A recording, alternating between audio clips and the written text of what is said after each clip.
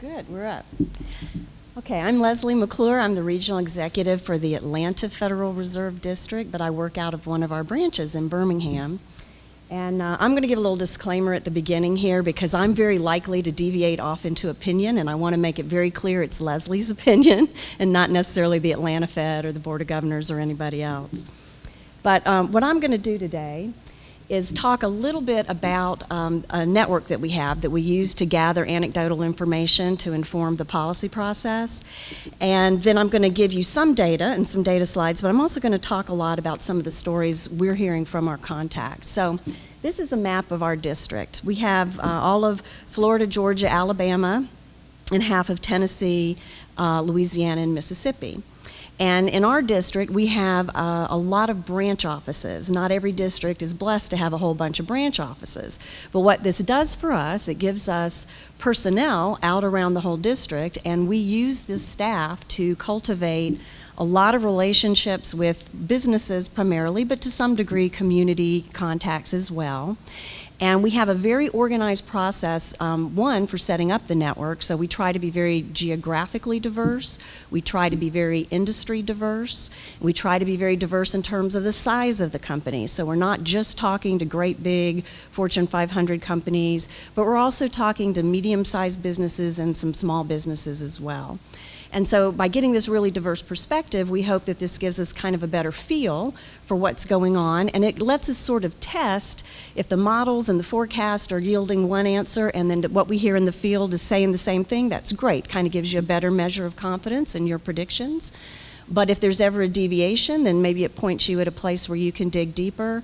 And to some degree, we hope that it helps us maybe identify turning points or weak signals, things that are happening. Maybe they haven't shown up in the data yet. If we can get wind of that earlier rather than later, that's all to the good.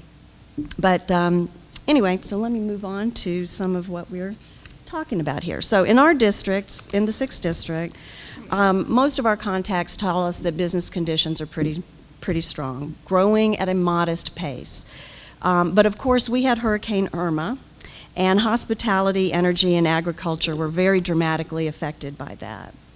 So we do a survey. We have it out in the field every month anyway, and back in September, we added some questions to our contacts about what was happening with disruption, both from an operational standpoint and a sales standpoint. So on the left side of the screen, these are data points that are talking about operational disruption, and the darker the blue, the more severe the operational disruption. And on the right side, it's sales disruption. And so again, the darker the color, the worse it was. Basically, in terms of sales, we had about 45% of people telling us that the impact of Irma would be moderate to severe. And we also asked how fast they thought they were going to recover. And again, on the left-hand side, that's recovery in terms of just the business operation getting up and running, and on the right-hand side, it's sales activity. And so there's a fairly significant number that talk about, we'll be back up in a week.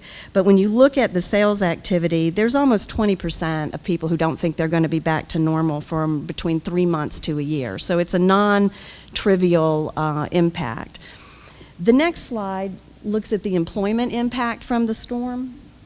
And this particular one, the bars are the different colors within each bar are the different states within our district, and so you can kind of see how we were plugging along month by month through 2016 into September of 2017, but how dramatic it was on employment in Florida in particular, which is the red portion of that bar. It was about 124,000 jobs lost in Florida, with accommodation and food service. You can imagine all the tourism impact. That was like 37,000. Construction was heavily impacted. And even in Georgia, there were declines in construction and manufacturing in Georgia as well. In agriculture, so the overall loss, well, let me back up. The overall losses in Florida are estimated to be $5 billion, which look much less than what we're looking at from Harvey. And you have to remember that Florida has an economy of about $850 plus billion. So in terms of raw assets destroyed, not as big as Harvey. But in agriculture in particular, it was profound because agriculture is projected to lose about $2.5 billion. That's a little over $5 billion sector. So that is huge for that particular sector. And citrus alone has 45,000 people. There was nothing to pick. All the oranges and grapefruit were on the ground. So while we talk about the recovery from the hurricane being kind of rapid and GDP-wise on a macro basis, everything's going to be reasonably benign, there are certain places and individuals like agriculture where that's really not the case at all. But forgetting the hurricane for a while, generally speaking, contacts are pretty optimistic, and as they look toward the remainder of the year, they're expecting some modest kind of acceleration, a little growth, a little bit better than what they've experienced so far. And in particular, our manufacturing sector is showing that we've got new orders and production increases. And I want to talk about manufacturing in our district in particular because it is so important to us. So on this chart, you've got the U.S. on the left side, and the percent of our U.S. GDP that comes from manufacturing is almost 12%. But in our district, and each of these bars represent one of our states, in 4 out of 6 states, it's much more than that. It's a very big part of where our well-paid employment comes from and our production. Part of that is because over the last 20 years, the Southeast has developed a pretty robust auto industry. So these little flags represent some of the very large auto assembly plants. So we've got Nissan and Hyundai and Toyota and Mercedes and, you know, a fairly good variety of auto producers. But even more than the assembly plants, you've got all the second tier and third tier parts suppliers and tertiary transportation and logistics suppliers. So it's a very big and important part of the southeastern economy. This chart shows some very recent information that we get from Kennesaw University, that's just outside of Atlanta, and they do a variety of surveys with purchasing managers, so they're looking at new orders and employment and production levels and looking forward. And you can see that at the beginning of this year we had kind of a weak start to 2017, but things are picking up most recently. And some of that also goes back to autos because, you know, there was an enormous amount of pent-up demand immediately after through the recession and after the recession in auto purchases. In 15 and 16, however, people were back out buying cars and trucks again, and they were setting records in terms of sales. Well, in 17, that kind of slowed down a bit, some of which is to be expected because you're not going to sustain that, you know, recovery level of purchasing very long or indefinitely. But it really, I have contacts with Kia and Hyundai and Honda and Mercedes, and all of them were talking about not being worried or in trouble, but definitely having to adjust production schedules to come down to a little bit lower level of sales. Not sure how meaningful the pickup from Harvey in terms of replacing those 300,000 damaged vehicles. I mean, certainly that'll be some pickup, but that's just a temporary sort of effect. But anyway, altogether, this is representing more than just auto, and in the near term, it does look like expectations going forward in our district are doing pretty well. Now, one of the things that's most interesting to me as I go around and talk to business leaders, the number one issue that they're concerned about right now is labor. It's been that way, I'd say, at least 18 months, but it's gotten especially severe in the last 6 months. And one of the things that I find interesting is that, especially if you're related to construction or you do engineering or environmental remediation or anything that's related to construction, I have lots of contacts who talk about not even bidding on work that they know is out there because they simply don't believe they can find the labor to perform the work. So we've gotten to a point where labor tightness is actually a constraint on growth, at least for that industry, and it seems to be permeating much wider than that these days. But the other thing that's interesting about this is when we talk to them about their plans for broad-based wage increases, and you really drill down and get specific with them, we are not hearing employers yet saying that they are compelled to accelerate wage increases. So that's not necessarily what we would have expected in this kind of a tight labor market.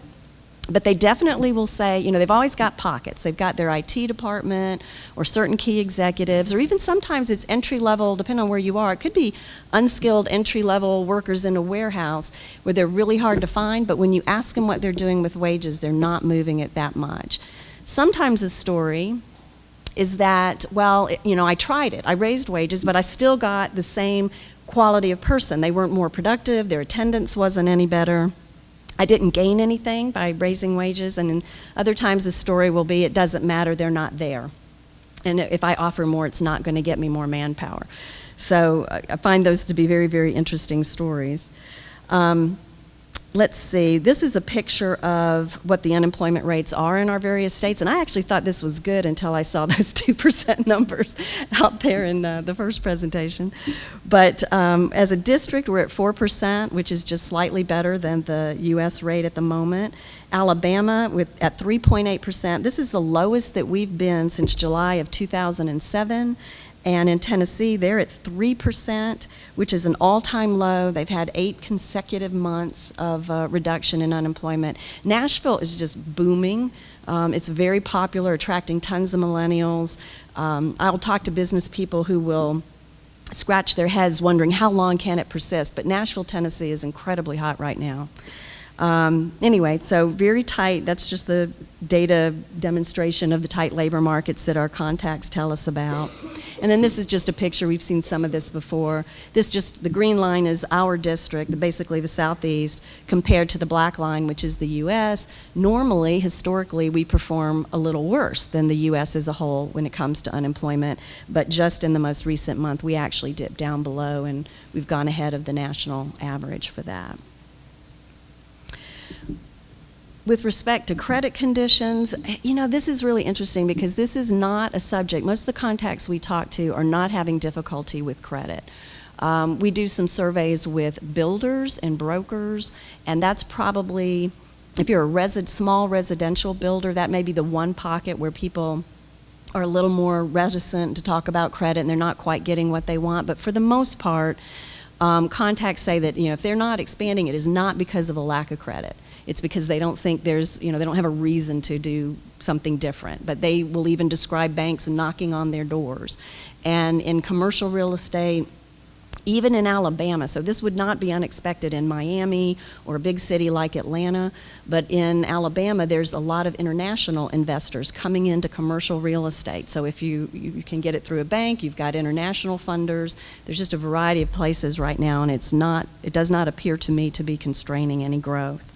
And I guess another little pocket, auto dealers, their customers very sensitive to interest rates, and we've talked about a slowdown in auto sales. So there's a little bit of a slowdown in auto lending, but it's not negative, it's just a slowing pace. Now, this slide comes from a small business survey that all the Federal Reserve districts do in the fall of every year.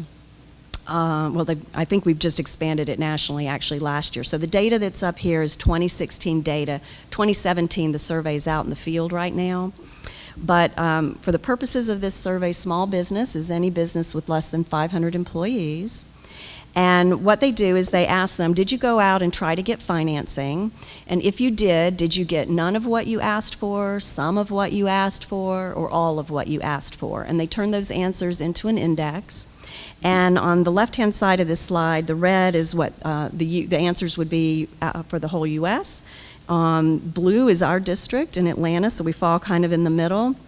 And you can see in terms of small business lending, some of the weaker districts were Dallas, New York, San Francisco, but St. Louis, Minnesota, Kansas City, and Boston were sort of at the top.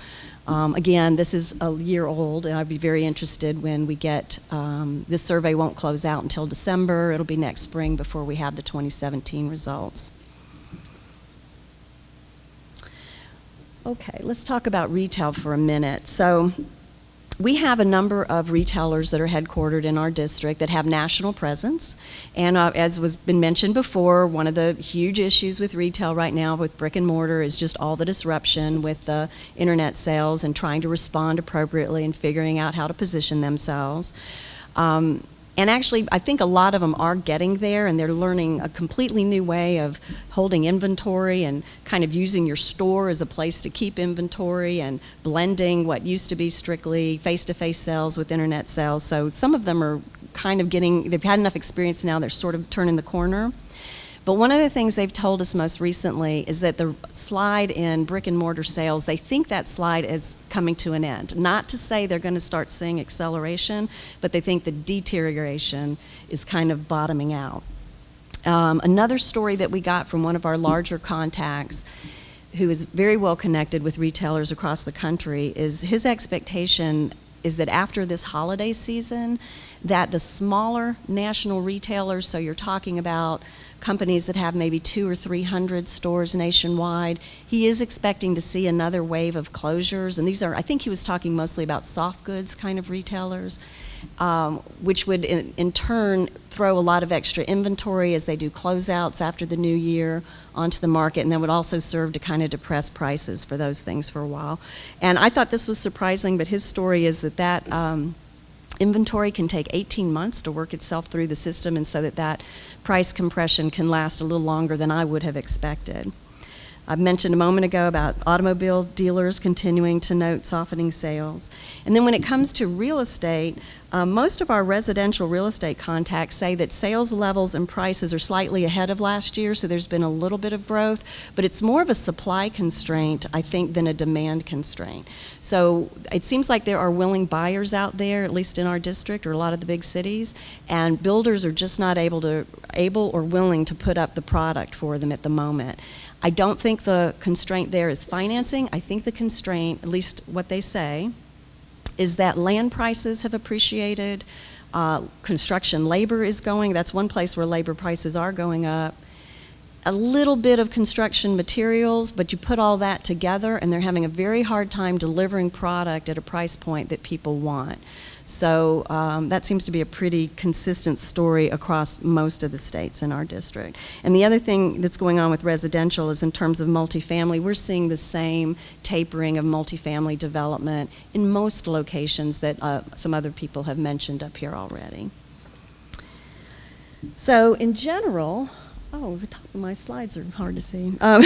In general, we stack up pretty well against the rest of the United States. So what this is showing you, Philadelphia has a coincident indicator that they track, and what they do is they take employment statistics, the average hours worked in manufacturing, the unemployment rate, and some wage and salary data, put all that together in an index, and then try to compare different parts of the country. And again, red on the left is sort of where the U.S. would fall in terms of this particular indicator. And then toward the right, you see the varying states in our district and how we stack up, with Florida at the top end, Louisiana at the bottom. That goes back very much to energy, which Monet was talking about, because Louisiana energy is a crucial sector for them. And when you look, take that same indicator and look at a 3-month trend, so you're kind of your near term, how are you moving, which direction are you going? The southeast is doing pretty well. The darker green is the more rapid appreciation, at least for this particular indices. So all in all, our district things seem to be looking up. Thank you.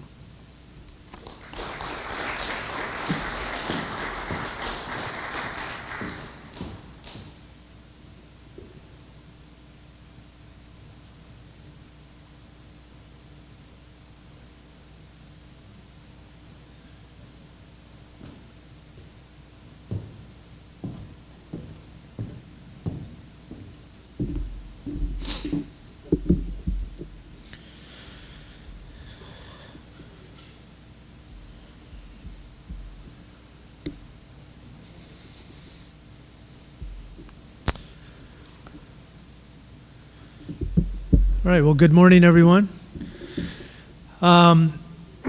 As Michael indicated, my boss and colleague Chris Waller was supposed to be here. You may have heard we had some weather issues in St. Louis yesterday. Chris was actually flying in from Chicago, and we were actually supposed to be on the same flight yesterday afternoon, and so he missed his connecting flight, and flying into Fayetteville can be a challenge, as many of you may know, but so he could not be here this morning. He sends his regrets and very much wished he could have been here. So anyway, my name is Kevin Kliesen. I'm the bank's business economist and research officer at the St. Louis Fed.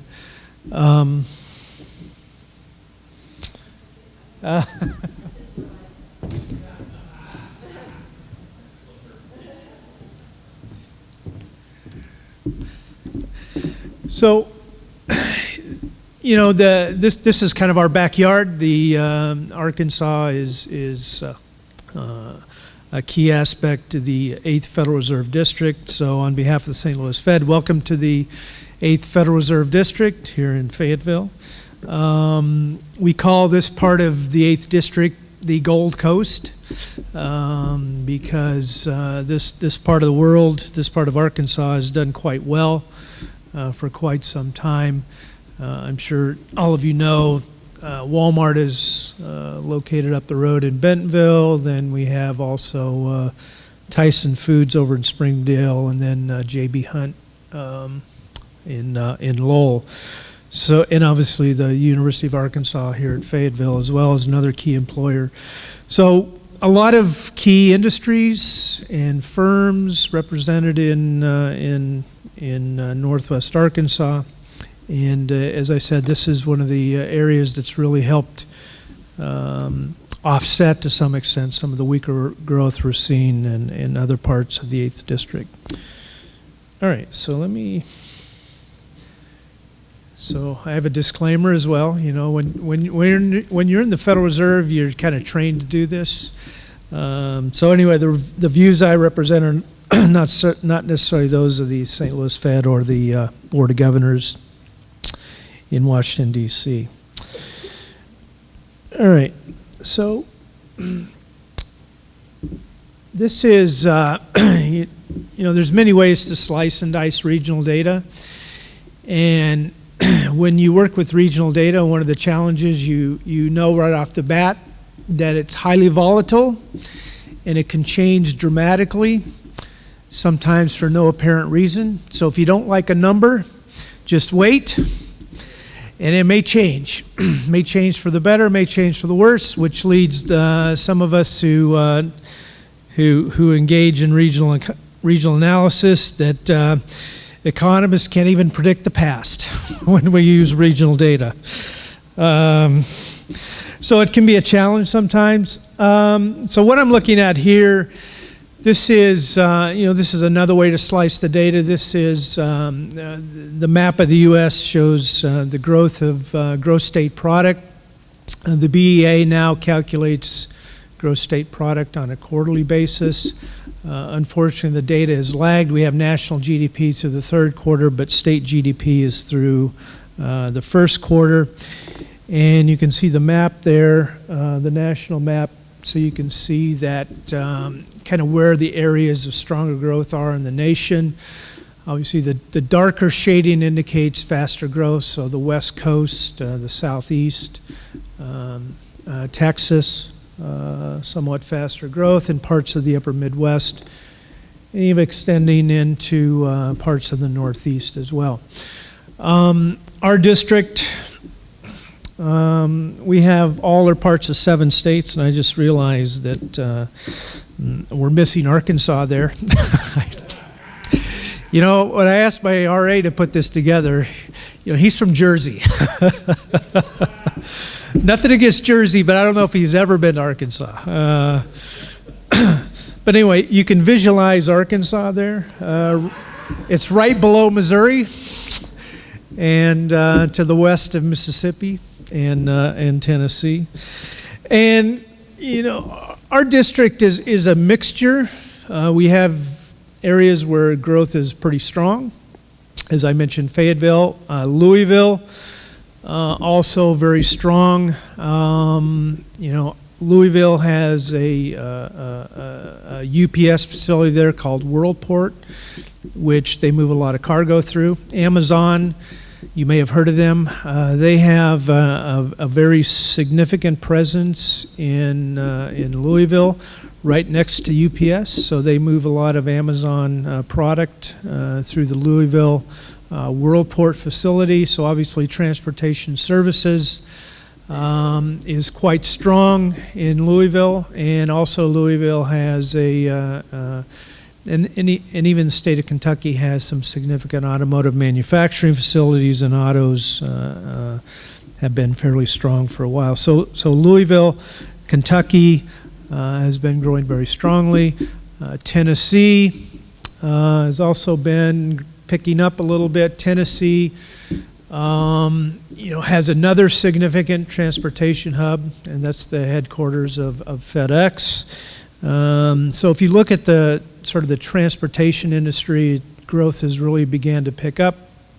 J.B. Hunt, I mentioned earlier, they are very significant players in intermodal traffic, putting containers on railroads and shipping goods, often from ports on the East Coast and West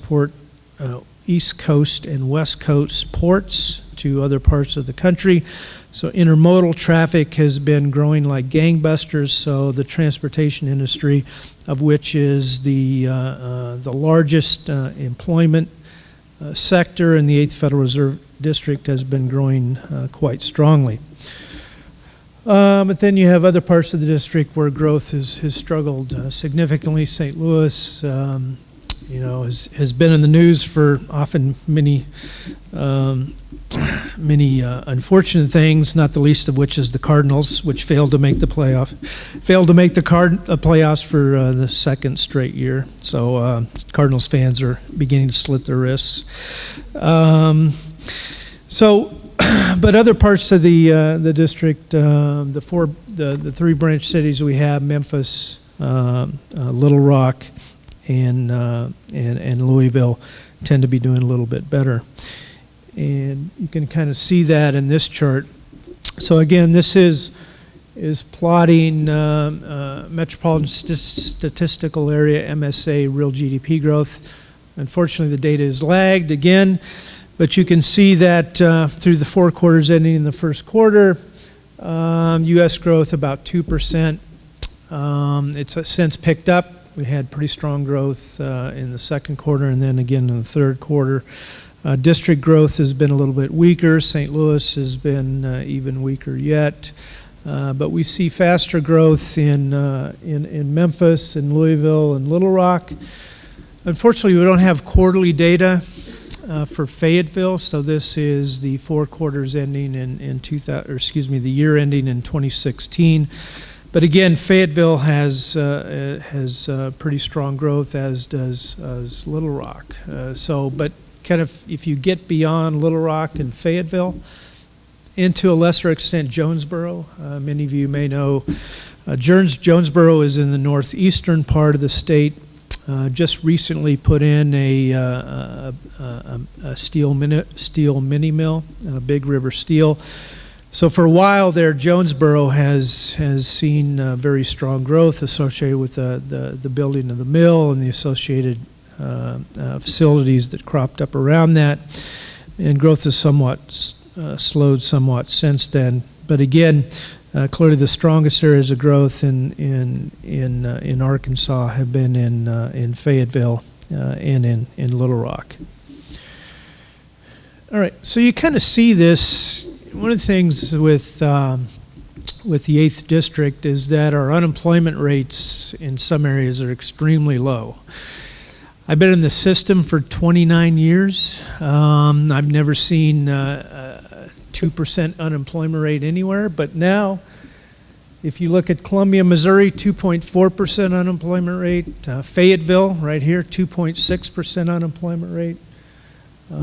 These kind of unemployment rates, really haven't seen, almost forever, at least going back as far as the data that we can measure them. So very healthy labor market conditions in this part of the world. And also this is through September, and obviously in October, the U.S. unemployment rate ticked down a notch to 4.1. But on balance, most of the district metropolitan statistical areas, MSAs, have unemployment rates below the U.S. average. So this tends to be a low unemployment rate area. Some of that reflects the fact, obviously, you have very strong pockets of growth, but also you have many instances where labor force participation rates have come down quite strongly. In terms of job growth, I did mention job growth, but job growth is generally tracks U.S. employment growth. U.S. employment growth has slowed a bit over the past few years. By our best estimate, sort of sustainable, month-to-month gains in non-farm payroll employment are probably somewhere south of 100,000 a month. Maybe closer to 50 to 75,000, depending on which study you look at. So when you have job growth consistently, well north of 150,000, that means that available labor is being sopped up at a fairly rapid clip, and at some point, just based on the underlying growth of labor force and participation rate and ultimately population growth, that job growth has got to slow, and we are seeing some slowdowns over the past few years, and that's kind of consistent with what we're seeing in the 8th District as well. One of the things you'll notice about this chart, and I don't know if we see this in other parts of the other parts of the country as represented by the Federal Reserve representatives here, but if you look at college towns, they tend to have the lowest unemployment rates in our district. So obviously we're here in a college town in Fayetteville, but Columbia, University of Missouri is a college town. Jonesboro, I mentioned earlier, a college town. Arkansas State, Evansville, southern Indiana. So a lot of college towns have very, very low unemployment rates. So on balance, overall the pace of growth in the district is modest, probably somewhere around 1.4%, give or take, and that's kind of consistent what we might think of as kind of trend growth for our region. One thing we've also noticed is that, as Lesley mentioned, manufacturing is picking up. We're not as manufacturing intensive a district as Atlanta, but we do have pockets of manufacturing activity, and they indicate to us that growth is certainly picking up. That certainly is a function, I think, of some of the lingering effects of the weaker dollar, but also the fact that the global economy continues to strengthen and actually looks quite strong, but also the national economy, as George mentioned, is accelerated and also looks pretty good as well. So we do a survey like other reserve banks do. We do that in conjunction with our beige book. We don't do it for every beige book. We do it four times a year, and we ask our beige book contacts many questions like other reserve banks do. Kind of the main question we asked is that bar chart on the left is sort of what do you expect for economic conditions in the coming year relative to last year. We kind of break this out by what we call zones. So we have the Little Rock zone, the Memphis zone, the Louisville zone, and the St. Louis zone. So we segregate our contacts based on those areas. So we kind of get a broader portrait of sort of how conditions are across our district. Kind of a more granular approach. And on balance, large net percentages of respondents indicate that economic conditions this year are expected to be better than last year. So overall, that's kind of consistent with what we're seeing with much of the data that GDP and employment is continuing to expand at a decent pace, and the unemployment rate continues to fall. So we also asked them about sort of various aspects. So what this table on the right shows you is basically we're looking at the answers from the previous year's survey and the most recent survey that took place in September. We're in the midst now of doing our fourth quarter survey. So anything in red indicates somewhat weaker responses. Anything in green indicates an improvement in responses. So for example, capital expenditures. One of the things we're noticing nationally is that after quite some time, businesses appear to be really boosting capital expenditures, and I think that's one of the things that's really going to help us going forward, is that CapEx is really starting to turn around. And then we kind of see that in our survey too. Our respondents indicate more capital expenditures this year than last year. Let's see, inventories up a little bit. That's kind of a double-edged sword. Some people may believe their inventories are too high, but some others may believe that they're building inventories on the expectations of faster growth going forward.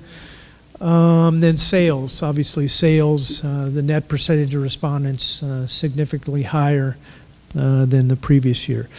Inflation pressures, sales prices charged to customers down a little bit this year compared to last year, and that's kind of consistent with some of the aggregate inflation data that George and Lesley and Monet talked about.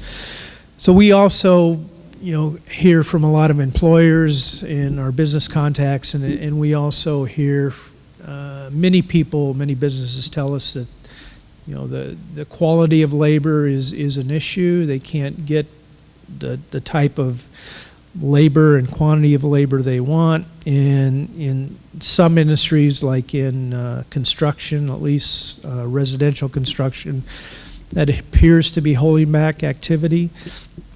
And you kind of see some of those comments in the Beige Book reports as well. Loan growth has been quite strong. That's not in there, but if we look at sort of separate categories or separate data for loan growth in the district, in our district, has been quite strong, well above national loan growth for almost all categories, but it's beginning to slow pretty significantly. CRE loans growth has been quite strong, but it's starting to slow. As you know, nationally, there's some conversation going on now about whether there's some overbuilding occurring in some areas, and the Federal Reserve has issued some guidance to banks to be a little bit more diligent in terms of underwriting standards for CRE lending. And the senior loan officer opinion survey that we do with our 8th district bankers suggests that bankers are tightening up lending standards and terms on loans to borrowers for commercial real estate projects. All right. So wages, and labor costs. Again, labor costs obviously includes benefits, so it's wages and salaries plus benefits. So somewhat weaker in terms of employment costs, labor costs this year relative to last year, but in the aggregate, not materially too much change. All right, so I'm going to finish up my presentation by talking about this paper that a couple colleagues and I just published in the bank's journal, the review. This is my colleague Cletus Coughlin and Chuck Gaskin, and basically what we did is the Bureau of Economic Analysis. This is the government statistical agency that puts together the GDP and national income account numbers. They've been publishing something called the Regional Price Parity Index now for quite some time. And what's unique about the RPP, or Regional Price Parity Index, is that it's what's known as a spatial index. So a traditional price index like a CPI or the PCE, Personal Consumption Expenditure Price Index, is what's known as a temporal price index. So these temporal price indexes basically allow you to track the same goods and services over time, and therefore percentage changes in the CPI and the PCEPI can give you measures of inflation over time for any particular region. CPI is calculated for large MSAs as well as nationally. But the spatial indexes, basically what they do is they measure cost of living for a particular area, right? So the BEA constructs regional price parity indexes for 381 MSAs. And basically what these price parity indexes allow you to do is they allow you to measure cost of living in one area relative to another. So by definition, the BEA computes these 381 price indexes, and they are all benchmarked relative to the U.S. average. So if an index and that index is set at 100. So if the RPP for Fayetteville is, say, 90, that means that cost of living in Fayetteville is 10% less on average than the national average. All right?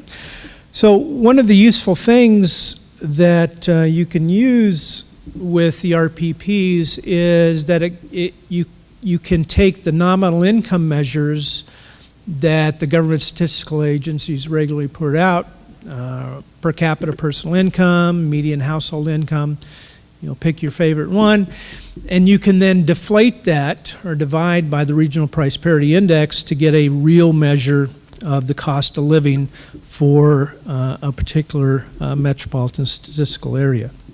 All right, so that's kind of what we did is we took these 381 MSAs and we divide them each by their RPP, and then we can kind of show where cost of living differences matter the most. All right, so for example, if you have income growth of X% in Missouri, for example, using the CPI, it could be significantly lower or higher than what it would be if you use the regional price parity index, just simply because the cost of living is different in Missouri than what it would be in California, for example, or even Texas, right?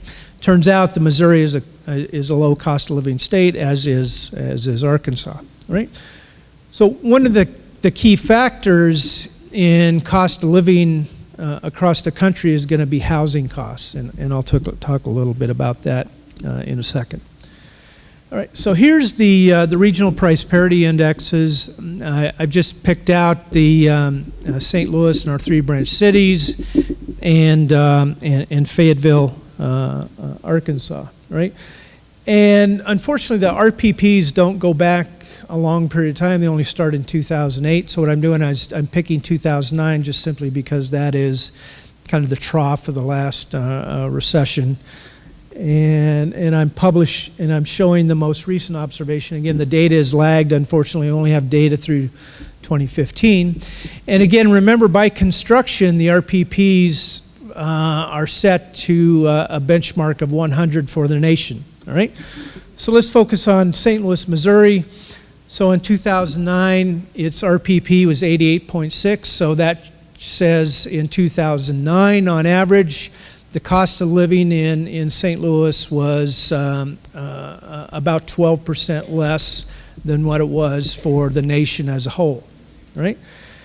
The cost of living increased a little bit in 2015, so it became a little bit more costly in St. Louis, but again, relative to the nation, it was still relatively cheaper to live in St. Louis than in, think of the average place in the U.S., all right? Little Rock, I think one of the things you see if you look at our branch cities in Fayetteville is that this is a low cost of living part of the country. Obviously, as I said earlier, housing is a significant part of that. So what the BEA does, you can kind of break the RPP up into segments. So you have a house rental component, which is the cost associated with providing shelter, okay? Everybody's got to live somewhere, basically. All right, and then you can look at sort of goods, the stuff we, fill our house with, and then sort of non-rent services, kind of everything else. One of the things you'll notice in the RPPs is that housing costs in our district tend to be lower, significantly lower than many parts of the coast. For example, LA has the highest housing costs in the nation, and then some of the other big cities also have significantly higher housing costs than do St. Louis, Little Rock, Fayetteville, and some others. Non-rent services, though, are pretty constant across the nation. Somewhere around 36 to 37% of the household's budget spent on non-rent services. What's different also about goods is since households spend comparatively less on rental services, that means in this part of the world they spend a little bit more on goods than they do in other high-cost areas. And it's just flipped for high-cost areas, high-cost MSAs like New York, Chicago, LA, where they have relatively higher housing costs and spend proportionally less on goods. All right. Now, I just show you the median here. So the RPPs for the St. Louis MSA and the branch cities and Fayetteville have considerably lower cost of living. So about 10% less cost of living in this part of the world than kind of the average MSA. So what you can do, as I mentioned earlier, you can take the per capita personal income, say, and you can deflate it by the RPP to get a measure of sort of real living standards. And when you do it, you get something pretty interesting. So Midland, Texas, congratulations, Monet. This is all relative to the U.S. national average. Right, so one, I've drawn the dotted line, which shows the U.S. National average, and this is 381 MSAs. I'm guessing Midland is oil. That's just a wild guess. But Fayetteville, number 11, congratulations. Fayetteville's real standard of living is almost top 10 in the nation when you take their per capita personal income and deflate it by the regional price parity index, right? And again, now this is an average, and you have to understand that there's going to be variation. One of the things we also know is if you look at kind of the distribution of income from, say, the top 1 to the bottom 99, high standard of living areas like Fayetteville, like New York City, also tend to be highly unequal in terms of the distribution of incomes. All right, St. Louis, again, above the national average, even above New York City and Chicago, as is Fayetteville. And then also Louisville, just a little bit above the national average, but here, because of cost of living tends to be relatively high in California. If you look at kind of the top 20 most expensive cities in the U.S. In terms of cost of living indexes from the RPPs, basically about 12 of them are California MSAs. So again, the real standard of living if you live in LA, based on this measure, your real standard of living is less than the national average, just simply because housing costs are so much higher in LA. And there's Little Rock. Again, real standard of living is moderately less than the nation.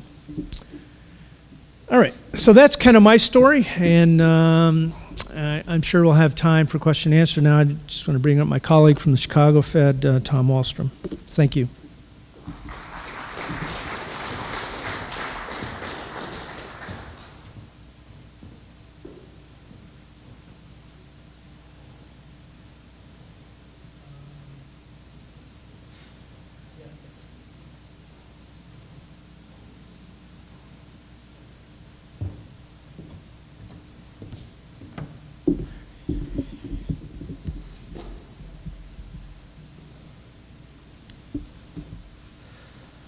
Okay, well, thanks everyone for coming and hearing me talk, and for your interest in hopefully some interest in my district, which is the Federal Reserve 7th District. And so what I'm going to do is stuff quite similar to what's already been done, but for our district, I'm going to give you a brief profile of the 7th District and then talk about how things are going right now. And as a way of preview, they're going pretty well, which is pretty much what everyone else has said so far, right? So, okay, so here's a map of the 7th District, all right? So we're based in Chicago. We've got a branch. We've only got one branch that, well, I should say we have two. We have one in Des Moines and one in Detroit. We're based in Chicago, and we cover kind of the core of the Midwest is what I would think of it as. And let's see. So we don't cover all of Illinois, Indiana, or Wisconsin, but we cover all of Michigan and Iowa.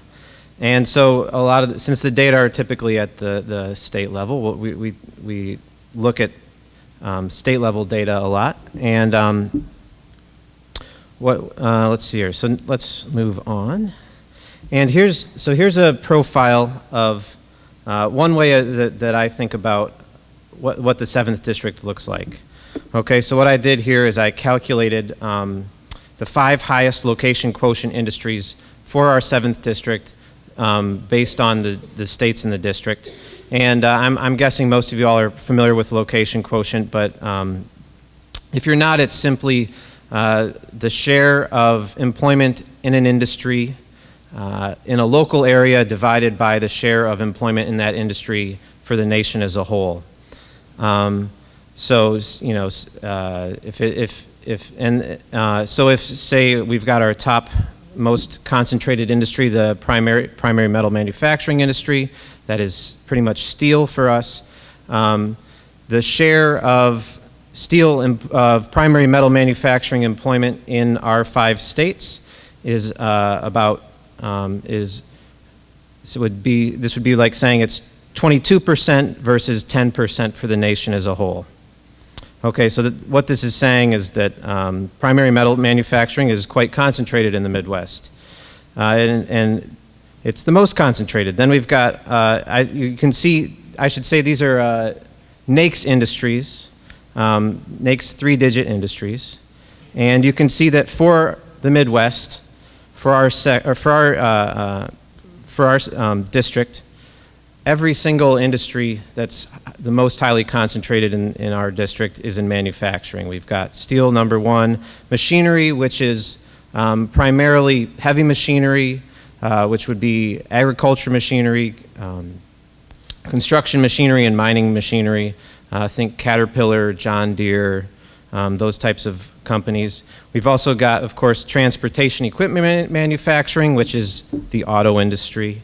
And then we've got some smaller, some industries that aren't, you're not as going to be familiar with whatever the products are that they're making, but they're inputs to all the other big sectors like auto and machinery. So we've got fabricated metals, plastics, and rubbers as our big concentrated industries in the 7th District. Now let's take a look at, this is slicing the data just a little differently.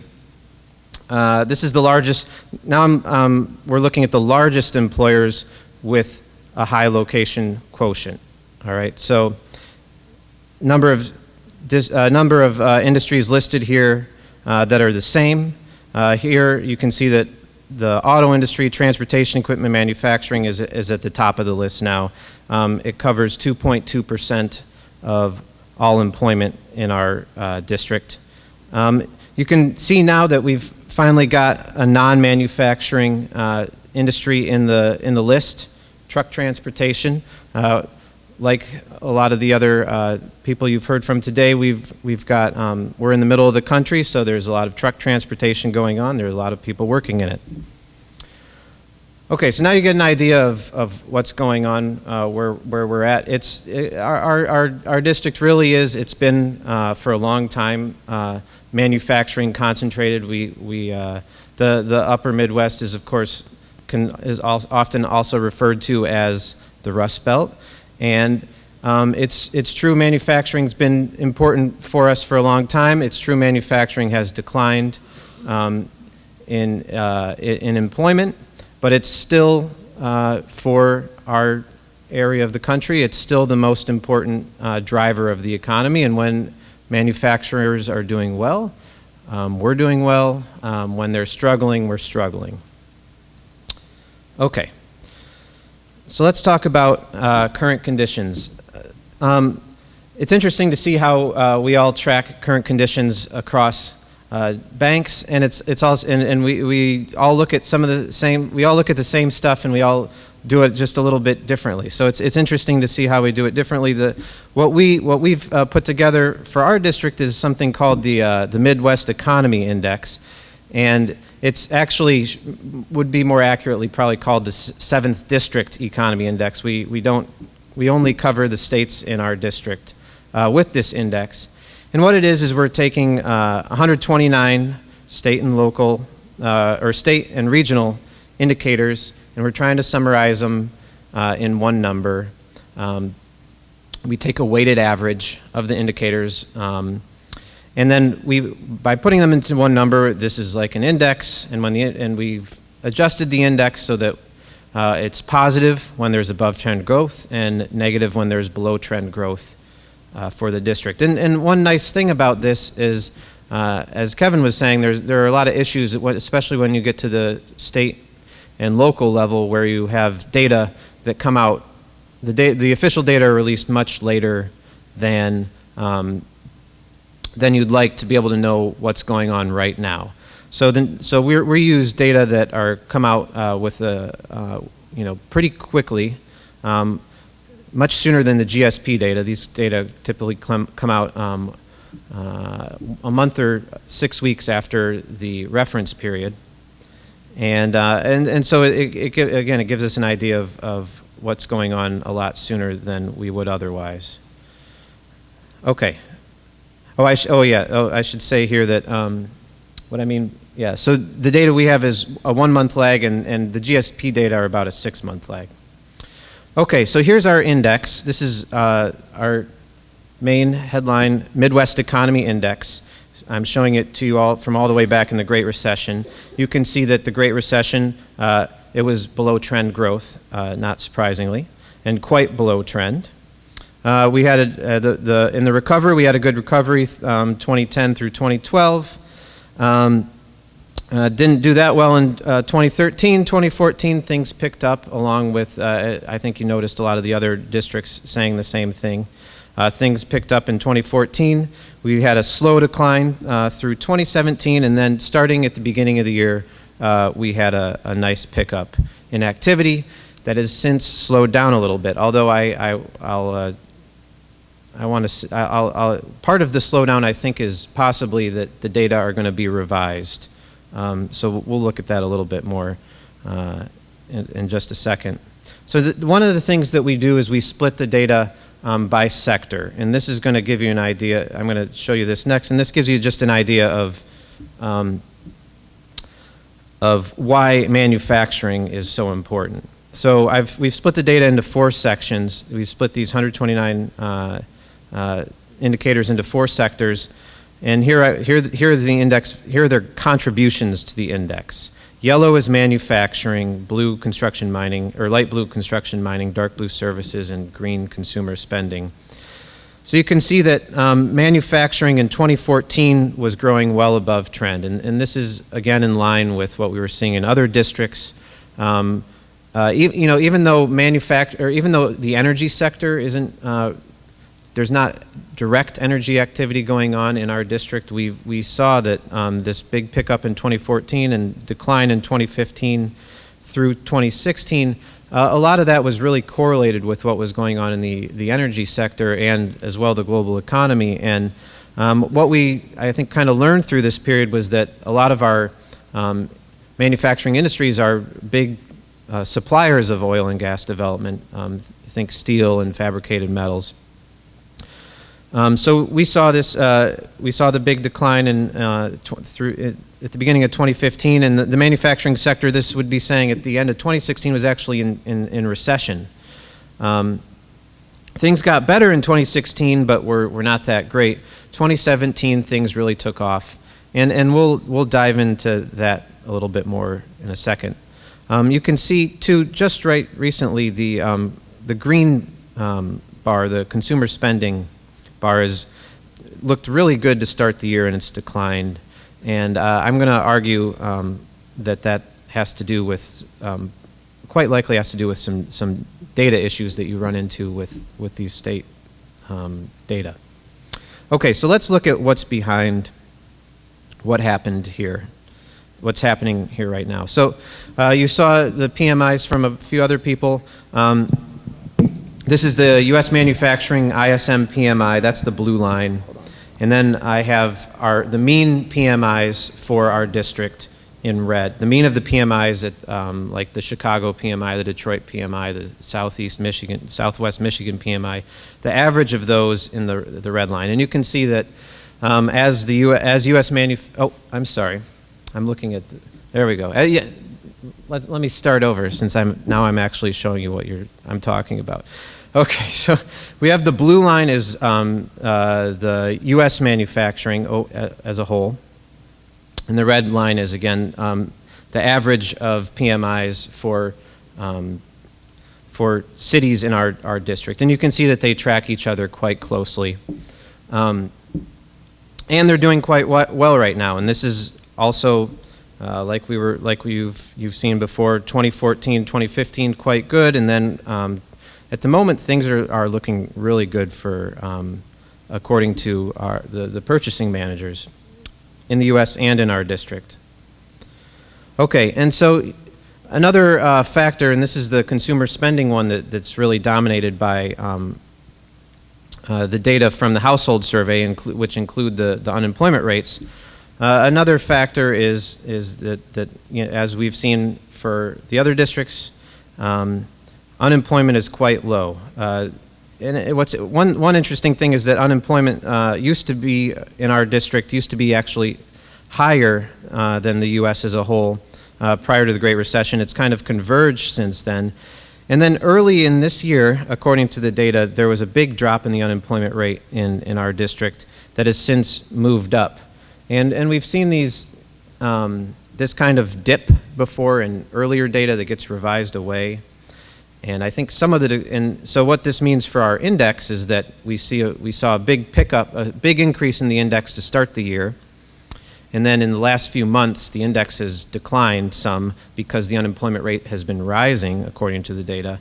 My expectation is that this is going to get smoothed out in the future, and so that our index is actually overstating how low things are right now, and that it will just be smoother. And so let me just go back to here. So the way I would look at this is that because manufacturing continues to be positive right now, I think that really means that the district continues to do well, that it hasn't declined as much as you might think, as much as the other sets of indicators are saying. Okay. All right, and so one of the reasons, I think the biggest reason for this, for the strong start to the year is global economic activity, and again helped by the recovery of the energy industry. So this is a PMI that covers the entire world, and you can see that just like everything else we've been seeing, this very similar trends where you had a slowdown in 2016, but then starting in 2017, things have really picked up. And you know, with our district being so dependent on manufacturing and to especially for certain sectors for exports, this is really good news. Okay, and just to highlight one of the industries that's done really well. Been doing really well recently after a long slowdown. This is the Industrial Production Index for heavy machinery. Again, that's your Caterpillar and John Deere's. And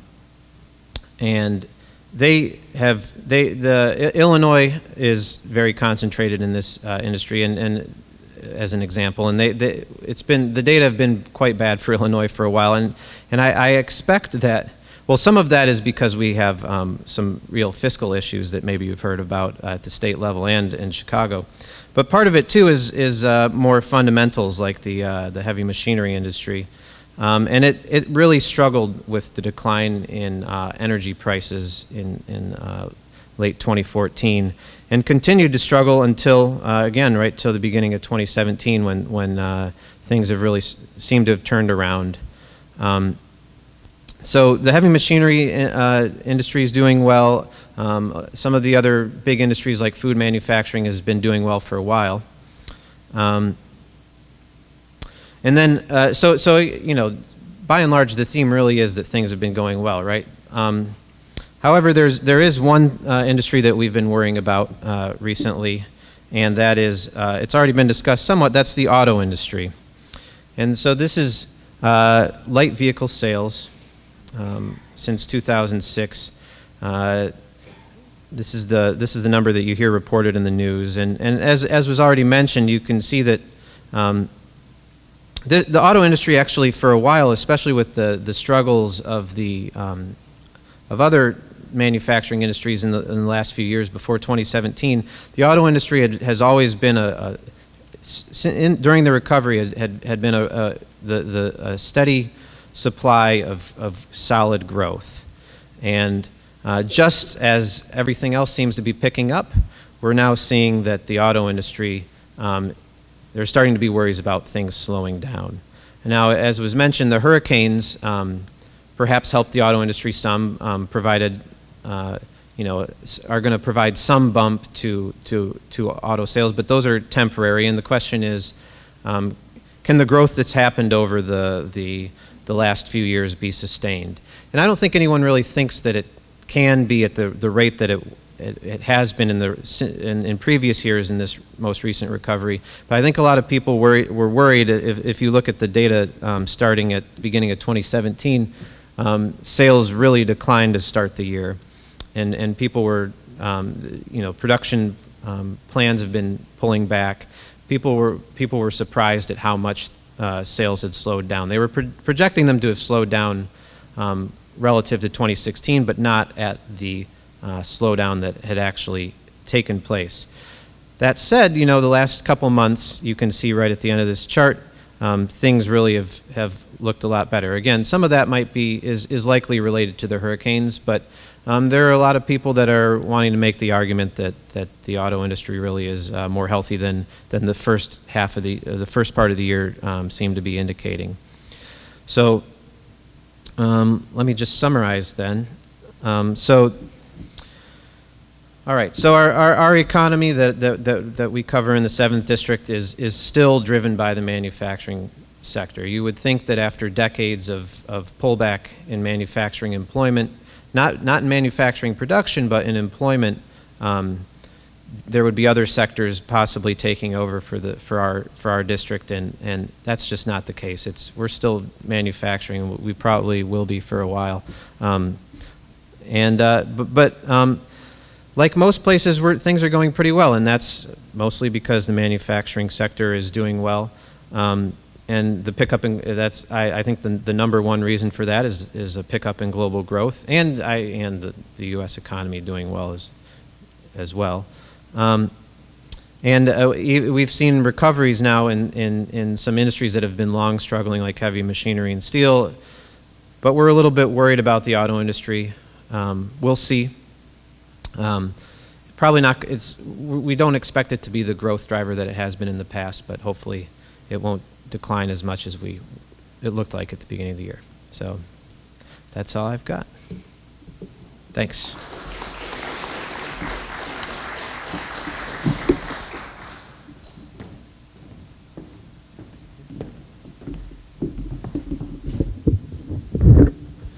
All right, we'll take a few questions from the audience. We've got one mic up here, so I'm just going to pass it up and down.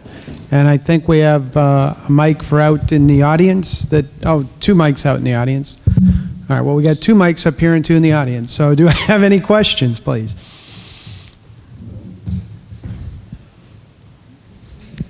Yes, ma'am.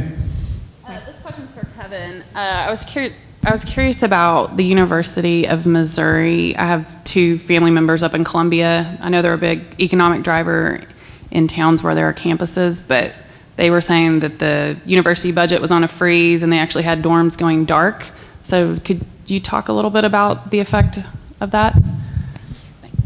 So the University of Missouri it's probably the largest employer in Columbia, I'm guessing.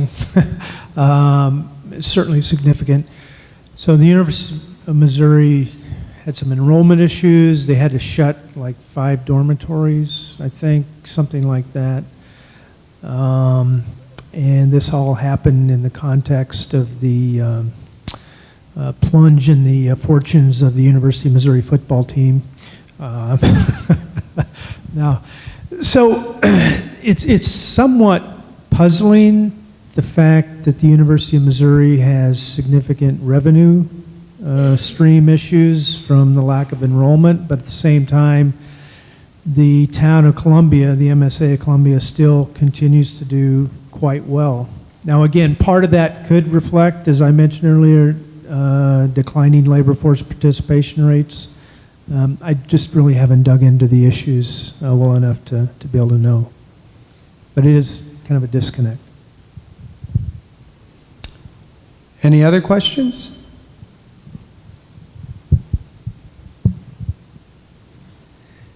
This question, I think, is really probably for George, but maybe any of you.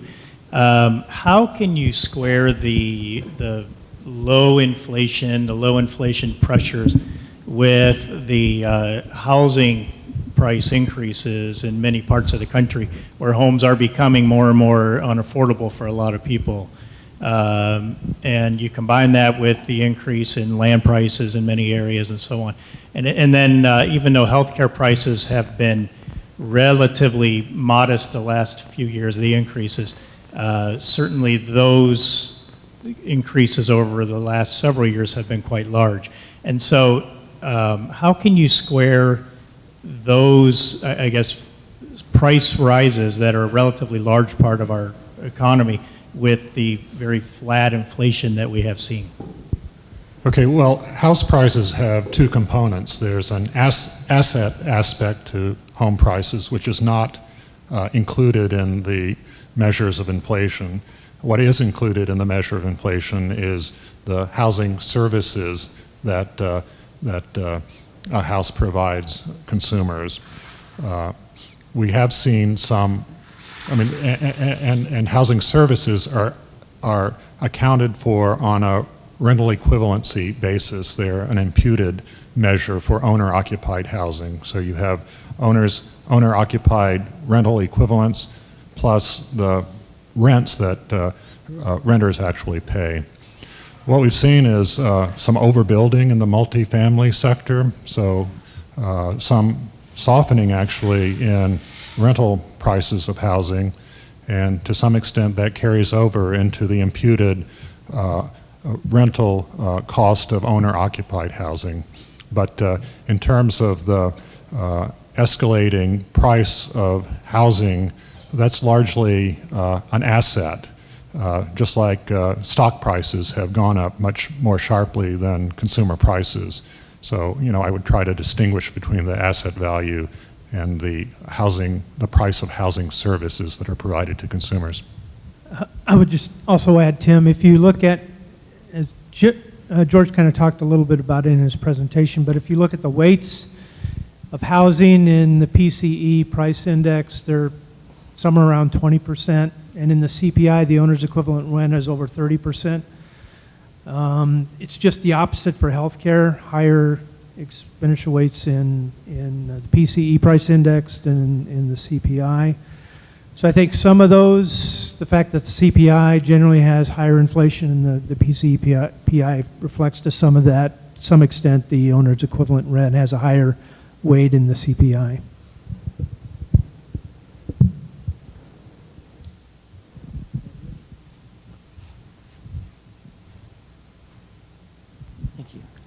Thom, question for you. You showed the big jump in light vehicle sales lately, and we've seen that now for a couple of years. There appears to be some seasonal factor. Is there anything going on between consumer purchases and fleet purchases that accounts for the even after the hurricane, the bigger jump in light vehicle sales than we might have expected?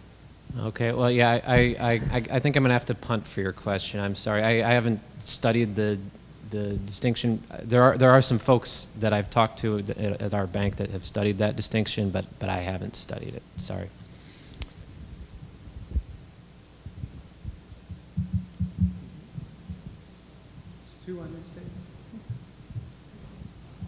Just wondering from a national standpoint, from a lay person, it just seems like there's so much instability in so many factors and sectors of the economy.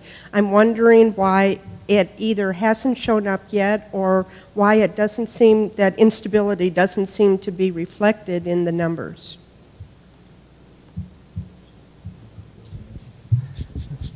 Well, I guess I'm not sure I agree with the premise of your statement.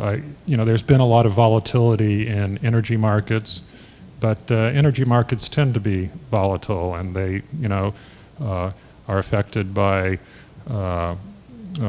things that go on in other parts of the world. They're affected by weather and so forth. So there is volatility in some sectors of the economy, but in terms of economic growth overall, it's been a pretty steady 2% for the last 7 years, with an occasional quarter of, stronger or weaker growth than that, but it's been pretty steady. We did have this appreciation of the dollar in 2014 that went along with the decline in oil prices. That contributed to some volatility in the manufacturing sector, which was hit hard by the dollar as well as by energy. As those prices came back and then stabilized, oil prices stabilized in the $50 range, we saw manufacturing come back. I would say that in the goods producing sector, in manufacturing, there has been some greater volatility, but that's been offset by fairly stable growth in the services sector, which is much bigger than the goods producing sector. Can I just add that not quite sure what you mean by instabilities. There are sort of well-known economic policy uncertainty indexes that people look at. Those were kind of high last year. They've since come down. So I think, obviously, after the election, there was some uncertainty about policies and things of that nature. Now, with a little bit of clarity on some fronts, those economic uncertainty indexes have come down. One of the things we do know is that businesses sort of work very hard to reduce uncertainties as they look to plan for the future. So as that sort of economic policy uncertainty measures come down, I think that's sort of helped businesses. And so I think that is kind of sort of one less drag to worry about. But again, we'll see how this tax reform shakes out, which I guess Dunkelberg is going to talk about. So I think I have something follow up on her, so maybe I can clarify uncertainty a little bit more. So there's a lot of healthcare related issues which have cropped up, and like we had a major restructuring which was done maybe 5 to 8 years back now, and then we are talking about another major restructuring and the tax overhaul. Many of these fundamentals of the economy look strong, but to me it seems like it's a result of many of the actions which companies took when the economy went down in 2008, 9, 10 period. So it's a result of that rebounding and continuing to show some encouraging signs. But it's been like 8 to 10 years since that happened, and as a consumer who's looking at the news and other things which goes around on the TV all the time, it's still not that encouraging to me to see that even though the numbers look positive, the stock market is going up, but still it seems to me that the general sentiment is not as good as in a healthy economy. So So just a quick response to that. I agree there is currently a lot of uncertainty around what's going to happen with healthcare and the sustainability of our system. But keep in mind that for the vast majority of people, they're either covered under their employer's insurance plan or under Medicare or Medicaid. And they have not been affected by all of the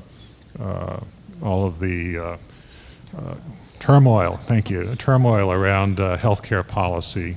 It's the people on the exchanges that are buying in the individual markets that face the real uncertainty and some of the much higher costs that may be coming along. On the political side, it seems like there has been a lot of confusion about where macroeconomic policy is going. And some of that might get resolved in the next few months, some of it may not. But I certainly see the disconnect between what we're seeing in the economic numbers versus the flow of news every day about what's happening in Washington. If I can just add sort of a non-scientific comment to that. Okay. So many times I would talk to businesses and they would talk about anxieties and disruptions and uncertainties and just that their mood was, their sentiment was really weak. And then I'd say, well, okay, well, what's going on in your business? What are you planning for the next 6 months or 12? Oh, we're doing great. And I cannot tell you how often that happens. So it almost is like this feelings overwhelm the reality. I can't, quantify that in any scientific way, but that's a very common thing for me to hear from contacts. Well, I'll just add that Kevin mentioned this, and it was the economic the uncertainty index, and that has really come down. So it is true. I think what you see on the news and what the numbers tell you are not always so connected. To continue that conversation, I would say that one thing in particular for me that I look at and say the actions of the Fed regarding QE and keeping the interest rates low have seemed to act like almost a pacemaker to keep the 2% growth going. What are your feelings, or how do your models adjust to the fact that the Fed is trying to withdraw its involvement in the economy and the volatility that might add? Well, as I said in my comments, the Federal Reserve is very close to achieving its dual mandate, and yet interest rates, our policy interest rate, is well below what the committee thinks the longer run federal funds rate should be. So despite the fact that we're achieving our mandate and possibly monetary policy should be a neutral influence on the economy, it's still providing accommodation. So the committee, recognizing that you can't move quickly from where we are today to the longer run, has chosen to take a gradual approach to policy normalization. And they've indicated that they intend to gradually raise the policy rate over time toward this longer run rate. At the same time, they set in motion a policy that is designed to gradually reduce the size of our balance sheet. And again, that's going to happen over a number of years and kind of be on automatic pilot in the background. Our balance sheet right now is over $4 trillion. It's up from $800 billion before the crisis, and the idea is to get that back down to something that's closer to the $800 billion that it used to be. It's going to be bigger than that at the end of the day, but certainly not the size that it is today relative to the economy. I'd like to join you in thanking our great panel of Fed speakers, and then I'll invite Bill Dunkelberg up to give us some brief remarks on his view of the situation from the small business world.